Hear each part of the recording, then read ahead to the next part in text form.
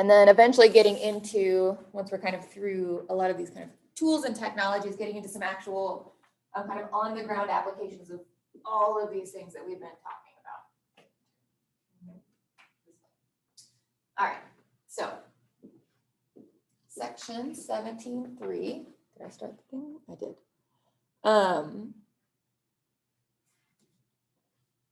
Is looking at, right, analyzing genetic variation and then creating and correcting genetic variation, right? So if we can kind of alter genes, if we can amplify genes that we've altered, right, it kind of opens the door for a whole lot of things, right? Using that genetic information, looking at the genetic variation among individuals, including human individuals, as well as like organismal individuals, right? And so the kind of go-to example in that realm of things is, of course, DNA fingerprinting, right? If you, I know we've got loads of criminology, kind of forensics classes on campus. If you're in any of these, this probably comes up at least in some of them at some point, right? Everybody's genetic code, your genome is unique to you, right? It's most similar to your parents and your siblings, but, right, someone could still look at your DNA and tell that it is different from other people, right? And so DNA fingerprinting is a method used to identify individuals based on small amounts of DNA, right? Because, right, and this can be, you know, kind of hair follicles or trace body fluids, things like that, where we can get a bit of DNA out. And it is enough that we can look for these, what are called STRs, these short tandem repeats, right? We talked about this. There are places in our DNA where they're just kind of like these little repeated pieces. They kind of happen over and over again, and that will vary between individuals, right? So we've all got these little repetitive pieces, but mine are going to be repeated a little more or a little less or a little differently than those same kind of short tandem repeats in somebody else. So if we can collect a little DNA from something, you know, like a crime scene, that's kind of the go-to in this example, right? We can sequence that, compare it either to some known database or maybe persons of interest or people that we want to kind of clear, right? Where they're, you know, if this is a crime scene where their family members present, we want to make sure, you know, this wasn't them kind of thing, right? So we can PCR, we can sequence and amplify those sequences and compare them, right?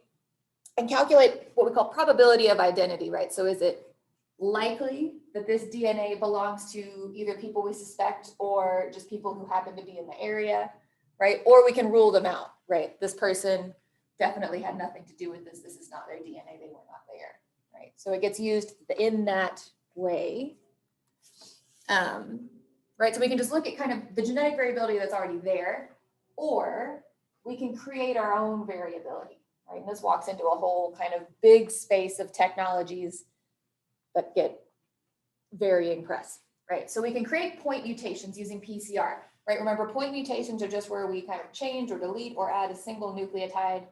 Yeah, I know the room's really empty. There was one over there.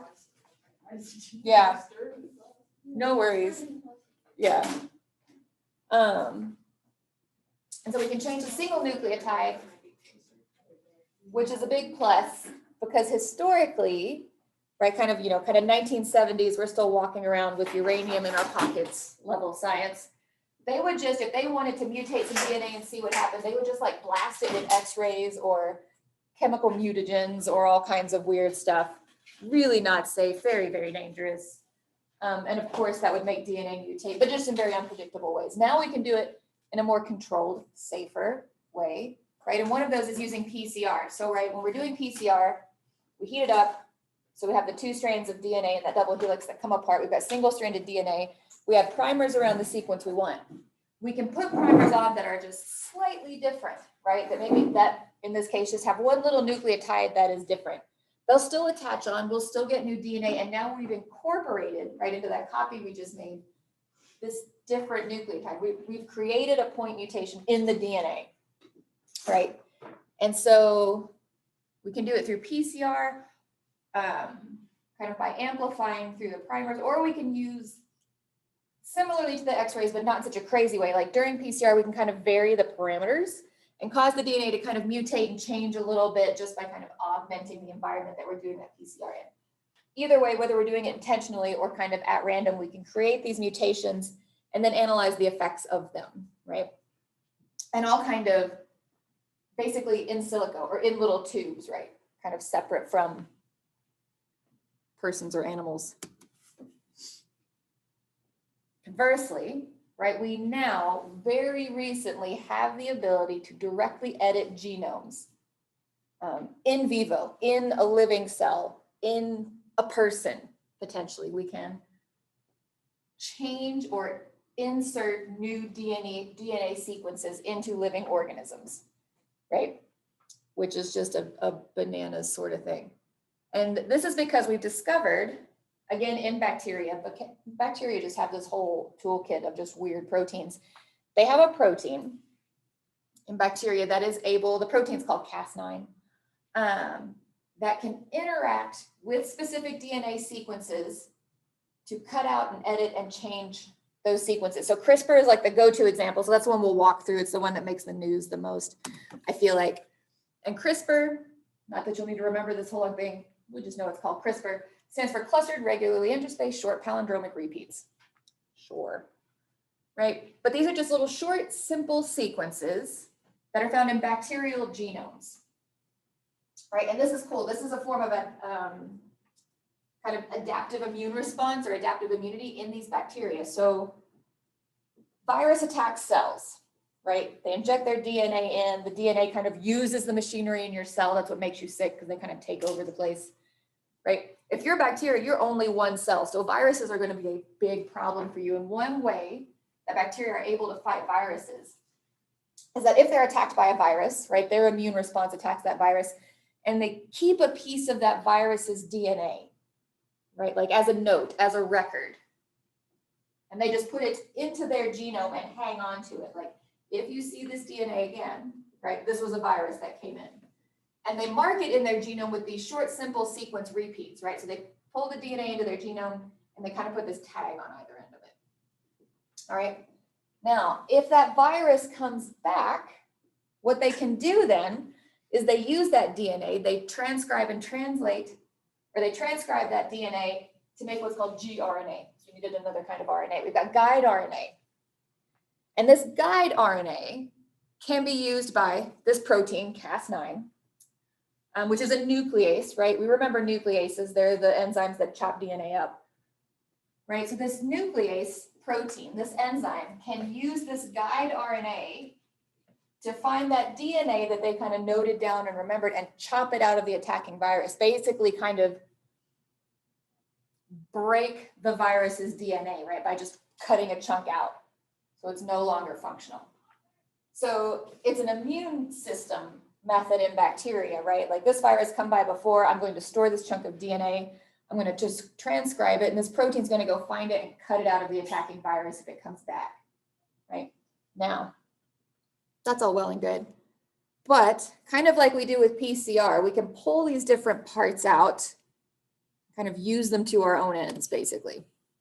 So we can synthesize DNA and RNA. It's a thing we're capable of. So we can synthesize guide RNA, say of some desired sequence, some sequence we're interested in changing, right?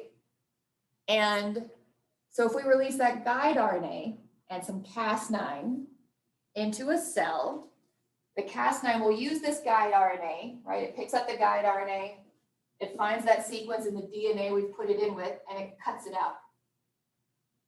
Now, if we also, in addition to this mix, add some DNA that codes for a sequence we want to insert, right? So say this cell was carrying this allele, but we want it to carry this allele, this other allele. We give it guide RNA for this, it cuts it out, and we've put this other version of the allele in.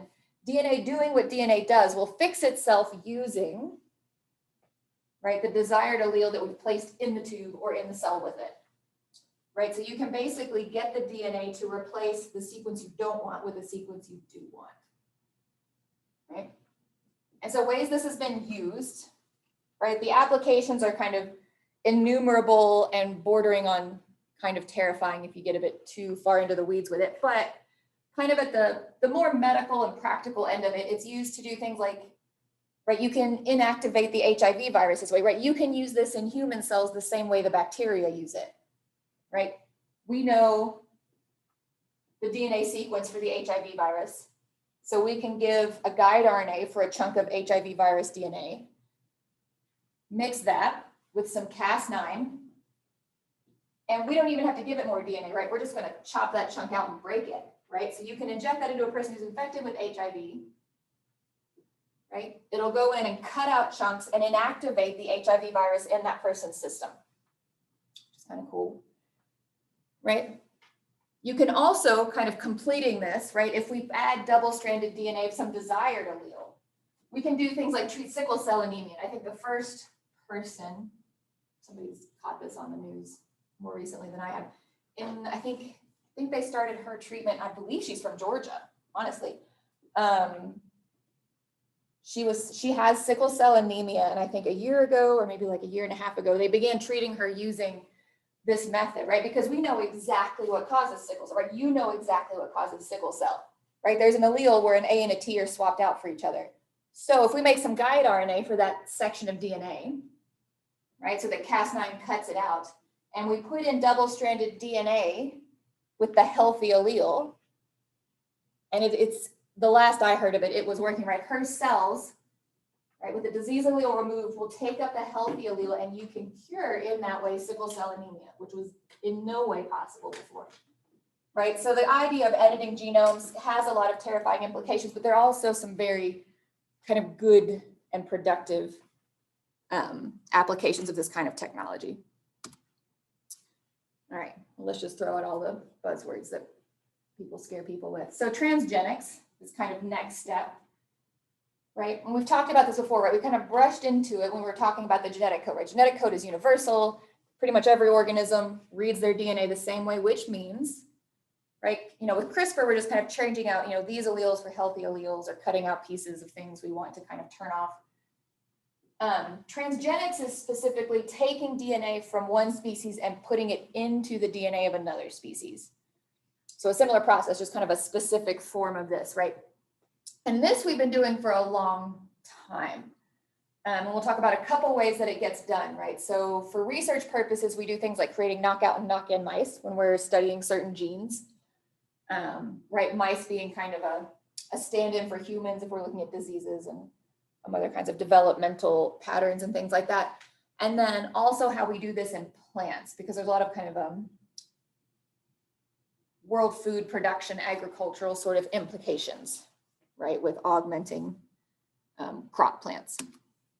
So and these are, right, a transgenic organism is a genetically modified organism. I mean, technically, the woman who's being treated for sickle cell anemia is now a genetically modified organism. I don't think she's sad about it. Right, it just means that we have somehow, outside of just kind of normal breeding, right, that we do with like horses and dogs and flowers and things, right, we have specifically and intentionally modified the DNA of an organism, right? Either modifying sequences or inactivating genes, things like that, right? Which is possible because the genetic code is universal. We can move genes between species. When we do this, this creates transgenic organisms. Right. The woman with sickle cell is not a transgenic organism. She's only got human DNA. But if we do this where we move things from one species to another, right, we create a transgenic organism, and the gene that we're moving is called a transgene, right, a gene that has been transported or moved between two species. And doing this, right, kind of basically taking a gene out of its context allows you at times to kind of pick apart the specific function of a gene, right? Because if you have something happening, say in a person with some disease, and you know this gene is involved, but maybe you don't know specifically what the gene is doing, right? Because it's in this person with all these other pathways and things happening, right? It's too complicated. There's nothing you can really legally do to a person, right? To kind of parse that apart, but we can pull this gene out, put it in another system, and then see how it behaves. And so one of the ways we do this is by creating what are called knockout mice, right? So for better or worse, right, mice, rats, things like that are used in scientific research, right? So there are specific kind of strains of mice, right, where they are basically homozygous for a whole host of traits. We very much know exactly what their DNA holds, right? They are true breeding, right? All these words that we've kind of already covered. And so if we're interested in a gene, we can, knowing kind of all the other genetic conditions of these mice, right? We can say, for example, deactivate a gene or knock out the gene in this mouse to see what happens, right? And so this process, it's kind of an interesting process. So we extract DNA, and in the gene we're interested in, we're basically going to just break it, right? So we're going to take the gene and we're going to hit it with a nuclease and cut it in half, right? Now it is not a functioning gene. In addition, we're going to put in a little chunk of code that codes for antibiotic resistance. So now the gene doesn't work, and the DNA with the broken gene is resistant to antibiotics, right? We're going to take this DNA with the interrupted gene and antibiotic resistance and put it into embryonic stem cells. We'll be coming back around to stem cells later, right? So we've got this gene that we want to see kind of what happens when it's turned off. So we break it and we add this little sequence that will make whatever's carrying this DNA antibiotic resistant, right? We insert that into some stem cells, and then we treat these cells, right? They're just on a little petri dish at this point, with antibiotics. Any DNA, any cells that haven't had that gene turned off, right, are going to die because they didn't get that antibiotic resistance, right? This way we kind of control. We only get the DNA that has kind of the change that we want. Those stem cells now carrying that modified DNA can be injected into an early stage embryo in a mouse, right? So we've got a petri dish, we treat it with antibiotics. We've got some cells that aren't killed by antibiotics. We put those into an embryo, into a mouse. That mouse has babies that are then carrying that genetic change, right? These chimeric offspring, as it were, right? Because there's already some embryo cells there that don't have that change. We put cells into a normal embryo, right? But we breed these chimeric offspring with normal mice to create heterozygotes, right? That's kind of like that F1 cross, right? Way back in the Mendel chapter. And then we can look at offspring, the effects of turning off the gene, and learn about this gene that we're interested in, whether it causes a disease or creates some specific trait that we want to know about, right? Now, so we can have knockout mice where we turn off a gene, but we can also make knock-in mice, right? So I'm interested in gene A, I want to see what it does, I'm going to turn it off. I make a knockout mice. I can have a mouse who has some normal allele, and I just want to try a different one. I'm going to knock in some other specific gene alteration, mutation, whatever it is I want to look at, right? And then basically see what happens, right? If I introduce this allele that I'm interested in, I want to see how this allele behaves kind of phenotypically. I create this knock-in mouse with this allele, and then, right, and then I see what happens. Either maybe whatever kind of biochemical pathway this gene is involved in, maybe it loses complete function. Maybe it loses some partial function, right, of whatever phenotypic trait this is. Maybe adding this allele causes a gain of some other function, right, that the organism didn't have before, right? So you can kind of add these alleles to see how they behave, right? And this allows us to study a lot of genes and alleles in mice, right, that have implications for humans, right? A lot of disease research, things like that, because a lot of these diseases that we've been talking about that have these genetic bases, right? This is how we kind of figured out how they all work, right? Doing this sort of research. But plants always have to be weird. They always have to be difficult. And so the knockout procedure does not work in plants. The way they take up genes is not the same as the way we do it, right? They integrate genes kind of at random. And we'll see when we get into the next couple chapters, plants are just constantly doing really bizarre stuff. But there are times when we want to introduce a gene into a plant, right? Transgenic crops, they occasionally get some bad press, but they do a lot of good and they're important, and we would not have the food we have without them, for better or worse. right? So we are able to make crops disease resistant. They're able to, right, persist through frost, through drought, survive herbicides and other chemicals, right? And increase nutrition. So golden rice is always this kind of go-to example. So there are a lot of parts of the world, right, where for loads of reasons, diet is very limited, right? Either food is scarce or food is just not very variable, right? There are large portions of the world where basically all someone may have to eat is rice, right? Which is not, right, nutritionally not ideal,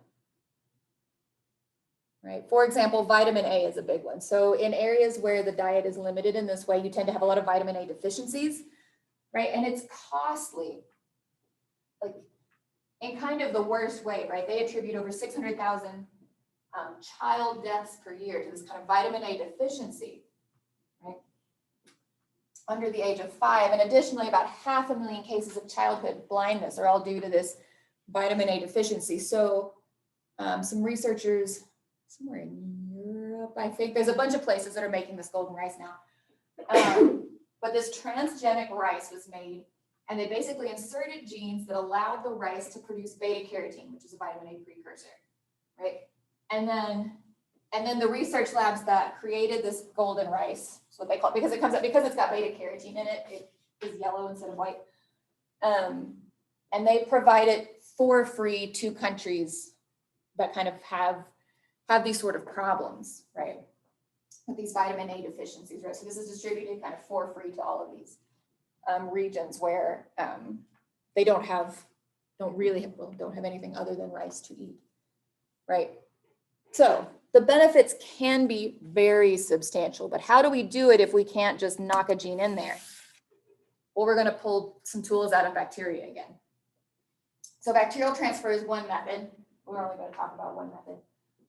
And so bacteria are one of the things that will cause galls in plants, right? You've seen galls on plants, oak trees and things get these weird kind of tumorous growths on them.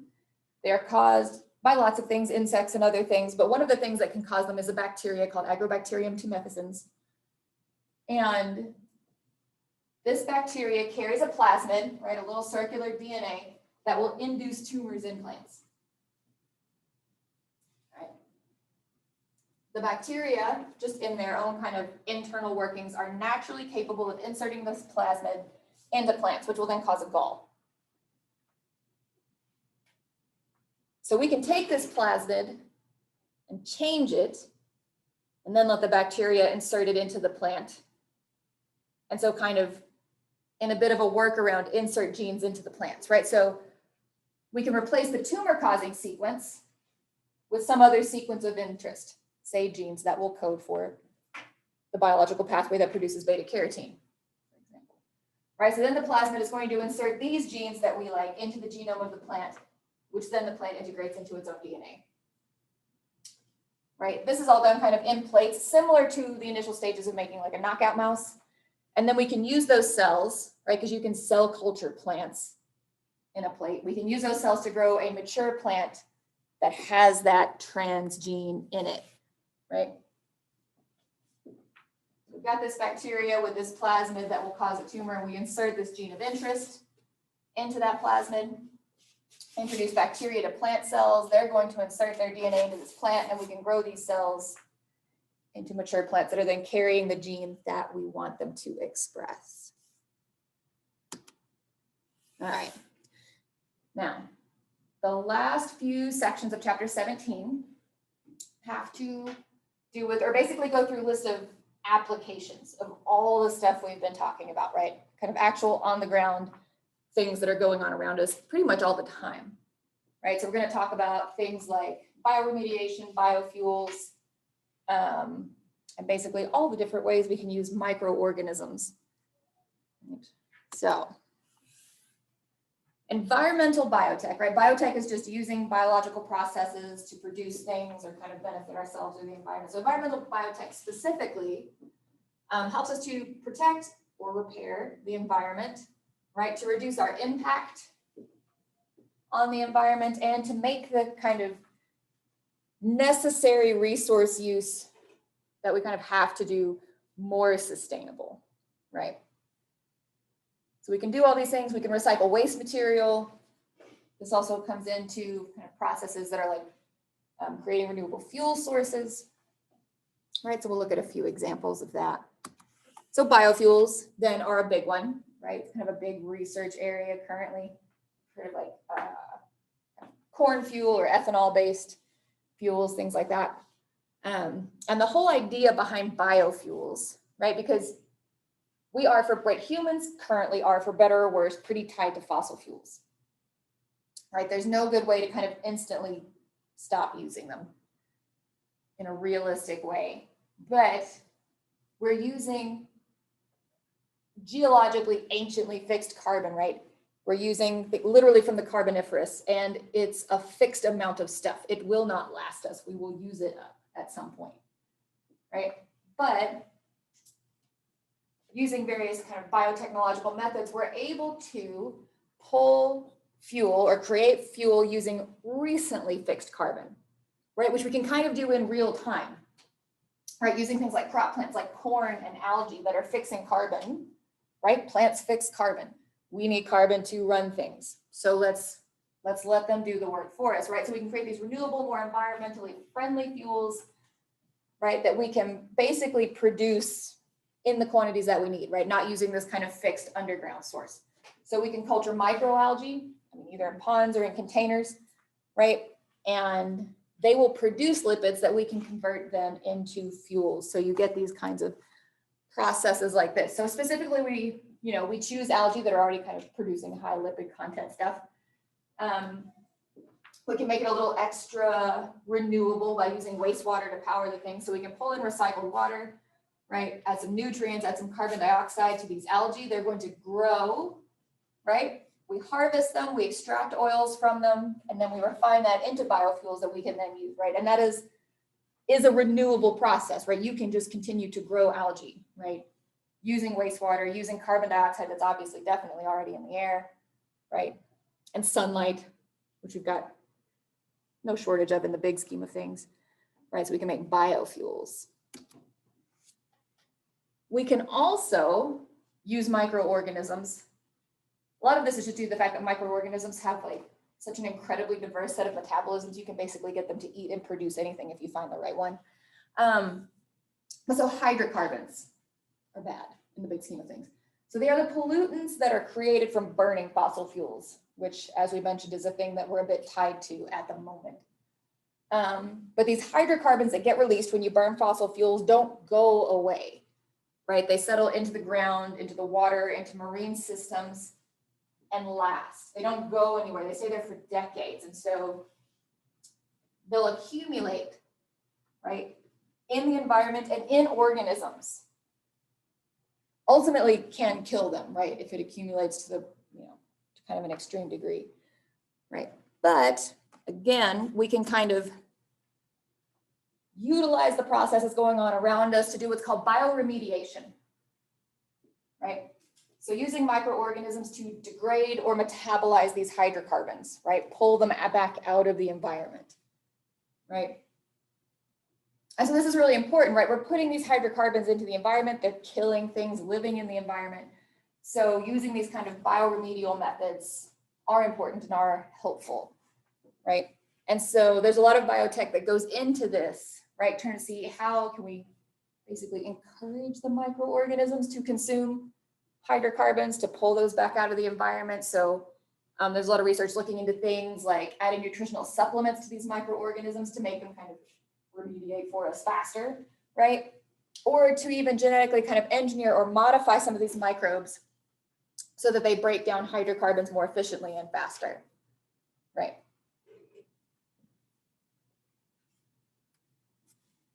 And again, even in things like wastewater treatment, right?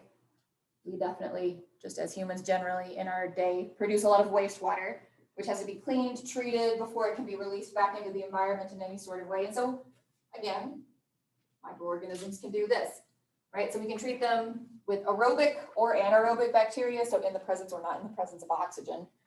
But we can use aerobic treatment to just degrade carbon-containing compounds in the wastewater to pull kind of that carbon-based stuff out, or we can use anaerobic bacteria in the wonderfully named sludge digesters, right? And they'll pull out all kinds of stuff that's going to be in there, right? Lipids, sugars, proteins, and those other things in the wastewater that we need to pull out before that stuff gets passed on from wastewater treatment plants, right? So we can, again, use these kind of biotech tools in this way as well. All right, where are we at? All right, got a few more minutes. Medical applications, right? We've kind of already touched on these. We've kind of danced around some medical applications. And so we'll walk through a few examples, right? So recombinant DNA, things like CRISPR, get used in medical treatments. Other sort of sequencing technologies are going to get used in diagnostics, right? Seeing if you have a proclivity to some disease, some cancer, some other sort of condition. And then there's a lot of methods that get used to diagnose various sorts of infections. We won't get too much into detail on those, but they are an option, right? So a big one, right?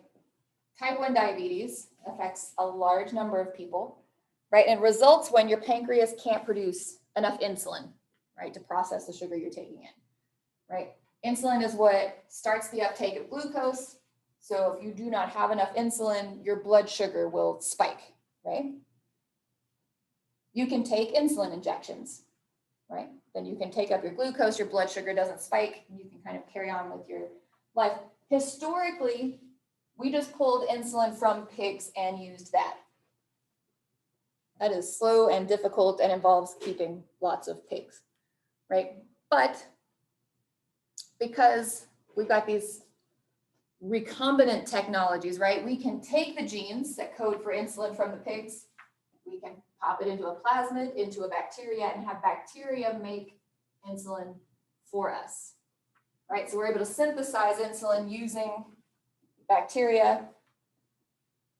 And we can even go into, right, that insulin producing gene, modify it, make it even better, right? Cause the bacteria to make even higher concentrations of even more effective insulin and use that to make insulin to treat people with type 1 diabetes. All right, so even something just as basic as an insulin shot for diabetes actually relies on these technologies we've been talking about. Immunoassays, it's kind of complicated. We'll mostly just mention this to say that an immunoassay allows you to detect viral molecules in a sample from a person.